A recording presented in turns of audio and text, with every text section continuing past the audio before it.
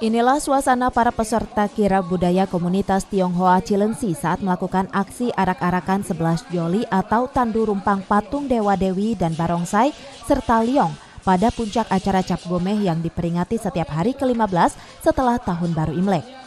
Acara ini diselenggarakan di Kelenteng Han Tan Kong Cilengsi, Kabupaten Bogor. Kemeriahan puncak acara peringatan Cap Gomeh di kelenteng tertua di timur Kabupaten Bogor ini diikuti para peserta dari berbagai wilayah timur Kabupaten Bogor dan juga dari Kabupaten Bekasi. Kemeriahan ini semakin bertambah dengan adanya peserta tim barongsai Singa Samudra dari Batalion Infanteri 6 Marinir. Atraksi arak-arakan 11 Joli ini mulai dari Kelenteng Han Tan Kong Cilengsi hingga ke Jalan Raya Transyogi Cilengsi Cibubur sampai memasuki jalan perkampungan warga. Arak-arakan ini berakhir dengan diberikan piagam penghargaan kepada para peserta kirab budaya dan hiburan tarian seni budaya Betawi Gambang Kromong.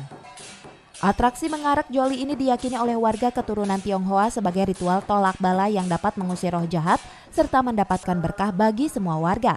Juga sekaligus mendoakan agar bumi pertiwi tidak lagi tertimpa musibah bencana alam.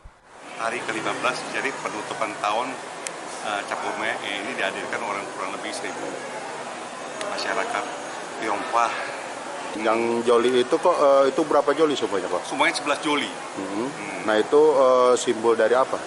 Simbol jadi dia biasanya kalau zaman dulu kalau itu arak-arakan Joli itu dia meliputi supaya bisa menolak bala, yong, barongsai.